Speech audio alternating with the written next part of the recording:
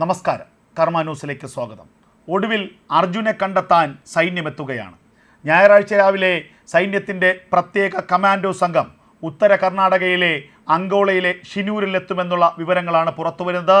കഴിഞ്ഞ 2-3 ദിവസങ്ങളായി മൺകൂനയ്ക്കുള്ളിൽ കുടുങ്ങിക്കിടക്കുന്ന മലയാളി ഡ്രൈവർ അർജുനനെ രക്ഷിക്കാനുള്ള കേന്ദ്ര സർക്കാരിൻ്റെ നീക്കത്തിനു പിന്നാലെയാണ് സൈന്യം ഈ പ്രദേശത്തേക്ക് എത്തുന്നത്. കർണാടക സർക്കാരിൻ്റെ നിരുത്തരവാദപരമായ സമീപനത്തിൽ വളരെയധികം വിമർശനങ്ങൾ ഉയർന്നിരുന്നു. സിദ്ധാരാമയ്യ സർക്കാരിനെ ജനങ്ങൾ വലിച്ചു കീറുന്ന കാഴ്ചയാണ് കാണുന്നത്. സിദ്ധാരാമയ്യ സർക്കാരിൻ്റെയും കർണാടക സർക്കാരിൻ്റെയും ഇക്കാര്യത്തിലെ ഒളിച്ചുകളിക്കെതിരെ സോഷ്യൽ മീഡിയയിൽ വ്യാപകമായ വിമർശനമാണ് ഉയരുന്നത്. അതിനിടയിൽ കേന്ദ്ര സഹമന്ത്രി സുരേഷ് ഗോപിക്ക് അർജുൻ്റെ കുടുംബം കത്തയച്ചിരുന്നു. സുരേഷ് ഗോപിയുടെ വിഷയത്തിൽ ഇടപെടണമെന്ന് കുടുംബം ആവശ്യപ്പെട്ടിരുന്നു. ഇതിൻ്റെ അടിസ്ഥാനത്തിലാണ് സുരേഷ് ഗോപി മുൻകൈയെടുത്ത സാഹചര്യത്തിലും കർണാടകയിലെ BJP നേതാക്കൾ കേന്ദ്ര സർക്കാരിനോട് ബന്ധപ്പെട്ട സാഹചര്യത്തിലുമാണ് അടിയന്തരമായി സൈന്യം രക്ഷാപ്രവർത്തനത്തിന് എത്തുന്നത്. ഉത്തര കർണാടകയിലെ അങ്കോലയിലെ ഷിരൂരിൽ കുന്നിടിഞ്ഞാണ് അർജുൻ്റെ വാഹനം അപകടത്തിൽപ്പെട്ട് സംഭവമുണ്ടായിട്ട് മണിക്കൂറുകൾ കഴിഞ്ഞിട്ടും രക്ഷാപ്രവർത്തനത്തിന് കർണാടക സർക്കാർ തയ്യാറായില്ല എന്നുള്ളത് വ്യാപകമായ വിമർശനത്തിന് ഇടയാക്കിയിരുന്നു. പിന്നീട് വലിയ തോതിൽ വിമർശനം ഉയർന്ന സാഹചര്യത്തിലാണ് പേരിനെങ്കിലും രക്ഷാപ്രവർത്തനം ആരംഭിക്കാൻ കർണാടക റെസ്ക്യൂ ടീം തയ്യാറായത്. എന്നാൽ കർണാടക ഭരിക്കുന്നത് കോൺഗ്രസ് ആണ്. കേരളത്തിലുള്ള കോൺഗ്രസ് നേതാക്കൾക്കോ അല്ലെങ്കിൽ കേരളത്തിൽ നിന്നുള്ള കോൺഗ്രസിൻ്റെ പ്രതിനിധികൾക്കോ കർണാടക സർക്കാരിന്മേൽ സമ്മർദ്ദം ചെലുത്താനോ അർജുൻ എന്ന ചെറുപ്പക്കാരനെ രക്ഷപ്പെടുത്താനുള്ള ശ്രമങ്ങൾ ആരംഭിക്കാനോ കഴിഞ്ഞില്ല എന്നുള്ളതാണ് ഏറ്റവും ഖേദകരമായ കാര്യം. കേരളത്തിൽ നിന്നുള്ള മലയാളിയാണ് അപകടത്തിൽപ്പെട്ടതെന്ന് തിരിച്ചറിഞ്ഞിട്ടാണ് ഇത്തരത്തിലുള്ള പ്രതികൂലമായ നിലപാട് കർണാടക സർക്കാർ സ്വീകരിച്ചത്. കേരളത്തിൽ നിന്ന് അർജുൻ ഓടിച്ചിരുന്ന ലോറിയുടെ ഉടമ മനാഫ് അടക്കമുള്ളവർ സംഭവ സ്ഥലത്തേക്ക് എത്തിയിരുന്നു. അതുമാത്രവുമല്ല, രഞ്ജിത്ത് ഇസ്രായേൽ എന്ന സന്നദ്ധ പ്രവർത്തകനെയും രക്ഷാപ്രവർത്തകനെയും ഒക്കെ കൊണ്ടാണ് മനാഫ് ആ സ്ഥലത്തേക്ക് എത്തിയത്. എന്നാൽ ഇവരെ ഒന്നും തന്നെ സംഭവ സ്ഥലത്തേക്ക് കടത്തിവിടാൻ കർണാടക പോലീസ് തയ്യാറായില്ല. എന്തിനേറെ പറയുന്നു, ഒടുവിൽ ഈ വാഹനത്തിൻ്റെ ഉടമയായ മനാഫിനെ കർണാടക SP മർദ്ദിക്കുകയും ചെയ്തു. ആ മർദ്ദിക്കുന്ന ദൃശ്യങ്ങൾ സോഷ്യൽ മീഡിയയിൽ വ്യാപകമായി പ്രചരിക്കുകയും ചെയ്തു. ഇത്തരത്തിൽ അപകടത്തിൽപ്പെട്ട ഒരാളെ, അത് മലയാളിയാണെന്ന് അറിഞ്ഞിട്ടുകൂടി ഏറ്റവും തെറ്റായ രീതിയിലുള്ള നിലപാട് പ്രതികരണമാണ് കർണാടക സർക്കാരിൻ്റെ ഭാഗത്തു നിന്നുണ്ടായത്. ഏറ്റവും ഒടുവിൽ കേന്ദ്ര സർക്കാരിൽ സമ്മർദ്ദം ചെലുത്തേണ്ടി വന്നു ഇക്കാര്യത്തിൽ സൈന്യത്തിൻ്റെ ഇടപെടലിന് വേണ്ടി. സൈന്യമോ അല്ലെങ്കിൽ കേരള സർക്കാരിലെ രക്ഷാപ്രവർത്തകരോ ഇടപെടണമെന്ന് രഞ്ജിത്തിൻ്റെ ഭാര്യ കഴിഞ്ഞ ദിവസം ആവശ്യപ്പെട്ടിരുന്നു. കർണാടക സർക്കാരിൽ വിശ്വാസമില്ലെന്നും ഇപ്പോൾ നടക്കുന്ന രക്ഷാപ്രവർത്തനത്തിലൂടെ അർജുനെ കണ്ടെത്താൻ കഴിയില്ലെന്നുമാണ് കുടുംബത്തിൻ്റെ വിമർശനം. എന്തായാലും ഞായറാഴ്ച രാവിലെ തന്നെ സേന പ്രദേശത്തെത്താനുള്ള തീരുമാനമാണ് ഉണ്ടായിരിക്കുന്നത്. അതിനുശേഷം വളരെ വേഗം രക്ഷാപ്രവർത്തനം ആരംഭിക്കും. റഡാർ സംവിധാനങ്ങളടക്കം തയ്യാറാക്കിക്കൊണ്ടാണ് ഇപ്പോൾ അർജുനെ കണ്ടെത്താനുള്ള ലോറി കണ്ടെത്താനുള്ള ശ്രമങ്ങൾ നടക്കുന്നത്.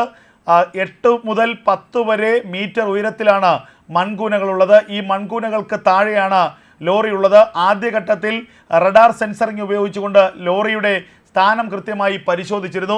എന്നാൽ പിന്നീട് ഇത് ലോറിയല്ലെന്നും വലിയ പാറക്കൂട്ടമാണെന്നുമുള്ള ചില സംശയങ്ങളുണ്ടായി. എന്നാൽ വീണ്ടും കഴിഞ്ഞ ദിവസം ഉച്ചയോടുകൂടി റഡാർ സെൻസറിങ് നടത്തിയപ്പോൾ ലോറിയുടെ ചില സിഗ്നലുകൾ ലഭിച്ചു എന്നുള്ളത് ആശ്വാസകരമായി മാറുകയാണ്. ഇത്തരത്തിൽ റഡാർ സെൻസറിങ് ഉള്ളതുകൊണ്ട് തന്നെ സൈന്യത്തിന് അവരുടെ ജോലി എളുപ്പമാകുമെന്നാണ് വിദഗ്ധർ വ്യക്തമാക്കുന്നത്. സൈന്യം എത്തിക്കഴിഞ്ഞാൽ അടിയന്തരമായ രക്ഷാപ്രവർത്തനം തുടങ്ങും. എന്തായാലും സൈന്യം എത്തുമെന്നുള്ള വാർത്ത വന്നതോടെ അല്പമെങ്കിലും ആശ്വാസത്തിലാണ് അർജുൻ്റെ കുടുംബം. കഴിഞ്ഞ 2-3 ദിവസങ്ങൾ വെറുതെ പാഴാക്കുകയായിരുന്നു കർണാടക സർക്കാർ കർണാടകയിലെ ദൗത്യ സംഘം ചെയ്തത് എന്നുള്ള വ്യാപകമായ വിമർശനങ്ങളും ഉയരുന്നുണ്ട്. കർണാടകയിൽ എല്ലായിടത്തു നിന്നും കേരളത്തിൽ നിന്നും കർണാടകയിലെ കോൺഗ്രസ് സർക്കാരിനെതിരെ അതിരൂക്ഷമായ വിമർശനങ്ങളാണ് ഉയർന്നത്. ഇതോടെ സിദ്ധാരാമയ്യ സർക്കാർ പ്രതിരോധത്തിലായി. തുടർന്നാണ് സൈന്യത്തിന് രക്ഷാപ്രവർത്തനം നടത്താനുള്ള അവസരം കൈവന്നത്. മലയിടിഞ്ഞതായുള്ള വാർത്തകളും ആശങ്കകളും പുറത്തു വന്ന് 2 ദിവസം കഴിഞ്ഞിട്ടും കർണാടക സർക്കാർ രക്ഷാപ്രവർത്തനം നടത്താൻ തുനിഞ്ഞിരുന്നില്ല. പിന്നീട് സമ്മർദ്ദം ശക്തമായപ്പോഴാണ് പേരിനെങ്കിലും രക്ഷാപ്രവർത്തനം ആരംഭിച്ചത്. സുരത്കൽ NITയിലെ വിദഗ്ധരാണ് റഡാർ ഉപയോഗിച്ച് ലോറിയുടെ സ്ഥാനം കണ്ടെത്തിയതെന്ന വാർത്തകളാണ് പുറത്തു വരുന്നത്. 2ാം ഘട്ട റഡാർ പരിശോധനയിൽ ഒരു സിഗ്നൽ ലഭിച്ചതായുള്ള വിവരങ്ങളാണ് ഏറ്റവും പ്രധാനം. അർജുനെ കണ്ടെത്താനുള്ള രക്ഷാപ്രവർത്തനം നിർത്തരുതെന്ന് അർജുൻ്റെ സഹോദരി അഞ്ജു കർണാടക സർക്കാരിനോട് അഭ്യർത്ഥിച്ചിരുന്നു. ഈ അഭ്യർത്ഥനയും സിദ്ധാരാമയ്യയോ DK ശിവകുമാറോ കേട്ടില്ലെന്ന് മാത്രമല്ല, കേരളത്തിലെയോ കോഴിക്കോട്ടെയോ കോൺഗ്രസ് നേതാക്കൾക്കെങ്കിലും കർണാടക സർക്കാരിനെ കൊണ്ട് അത്തരമൊരു തീരുമാനമെടുപ്പിക്കാൻ സാധിച്ചില്ല. ശനിയാഴ്ച വൈകുന്നേരത്തോടെ രക്ഷാപ്രവർത്തനം പൊടുന്നനെ അവസാനിപ്പിക്കുകയായിരുന്നു കർണാടക സർക്കാർ ചെയ്തത്. രക്ഷാപ്രവർത്തനം നടത്താനായി കേരളത്തിൽ നിന്നെത്തിയ സന്നദ്ധ പ്രവർത്തകരെയും ആ പരിസരത്തേക്ക് കടക്കാൻ കൂടി കർണാടക സർക്കാർ അനുവദിച്ചില്ല എന്നുള്ളത് ഇക്കാര്യത്തിലെ ദുരൂഹത വർദ്ധിപ്പിക്കുകയാണ്. ബലഗാവി ക്യാമ്പിൽ നിന്നുള്ള 40 പേരടങ്ങുന്ന സൈനിക സംഘമായിരിക്കും ഇന്ന് രക്ഷാപ്രവർത്തനത്തിനായി ഷിരൂരിലെത്തുക. രാവിലെ 10 സൈന്യം എത്തുമെന്നാണ് ലഭിക്കുന്ന പ്രധാനപ്പെട്ട വിവരം. അതേസമയം തിരച്ചിലിന് ISROയുടെ സഹായവും കർണാടക സർക്കാർ തേടിയെന്നുള്ള വാർത്തകൾ പുറത്തേക്ക് വരികയാണ്. ഉപഗ്രഹ ചിത്രങ്ങളുടെ സഹായത്തോടെ ലോറിയുള്ള സ്ഥലം കൃത്യമായി കണ്ടെത്തുക എന്നുള്ളതാണ് ഇതിലൂടെ സർക്കാർ ലക്ഷ്യമിടുന്നത്. ഷിരൂരിലെത്തുന്ന സൈന്യം നിലവിൽ രക്ഷാപ്രവർത്തനം നടത്തുന്ന NDRF സംഘവുമായി ചർച്ച നടത്തും. മണ്ണിൻ്റെ ഘടന, കാലാവസ്ഥ, കൂടുതൽ മണ്ണിടിച്ചിലിനുള്ള സാധ്യത, റഡാറിൽ കണ്ട വസ്തു ട്രക്ക് തന്നെ എന്ന് ഉറപ്പിക്കൽ തുടങ്ങിയ കാര്യങ്ങൾ പരിശോധിച്ചായിരിക്കും രക്ഷാപ്രവർത്തനം മുന്നോട്ട് പോവുക. കേരള, കർണാടക ഏരിയ കമാൻഡർമാരുടെ നേതൃത്വത്തിൽ ഉന്നത ഉദ്യോഗസ്ഥർ രക്ഷാപ്രവർത്തനത്തിൻ്റെ ഏകോപനം നിർവഹിക്കും. NDRFുമായി ചർച്ച ചെയ്ത് ആർമി ടീം പ്രാഥമികമായ റിപ്പോർട്ട് ബാംഗ്ലൂരു സൈനിക ആസ്ഥാനത്തേക്ക് നൽകും. തുടർന്ന് ലഭിക്കുന്ന നിർദ്ദേശങ്ങളുടെ അടിസ്ഥാനത്തിലായിരിക്കും രക്ഷാപ്രവർത്തനം തുടങ്ങുക. അർജുന് വേണ്ടിയുള്ള തിരച്ചിൽ മോശം കാലാവസ്ഥയെ തുടർന്ന് ഇന്നലെ വൈകുന്നേരത്തോടെ നിർത്തിവയ്ക്കുകയായിരുന്നു. തുടർന്ന് രാവിലെ 6:30 പുനരാരംഭിക്കുമെന്നാണ് അറിയിച്ചിരുന്നതെങ്കിലും കനത്ത മഴയെ തുടർന്ന് രാവിലെയുള്ള രക്ഷാപ്രവർത്തനം വൈകുമെന്നാണ് ലഭിക്കുന്ന വിവരം. ഇന്നലെ മുതൽ ഷിരൂരിൽ കനത്ത മഴ പെയ്യുകയാണ്. ഇതാണ് രക്ഷാപ്രവർത്തനത്തിന് തടസ്സമായി നിൽക്കുന്നത്. കഴിഞ്ഞ 2-3 ദിവസങ്ങൾ വെറുതെ പാഴാക്കുകയായിരുന്നു കർണാടക സർക്കാർ ചെയ്ത്, കർണാടകയിലെ ദൗത്യ സംഘം ചെയ്തത് എന്നുള്ള വ്യാപകമായ വിമർശനങ്ങളും ഉയരുന്നുണ്ട്.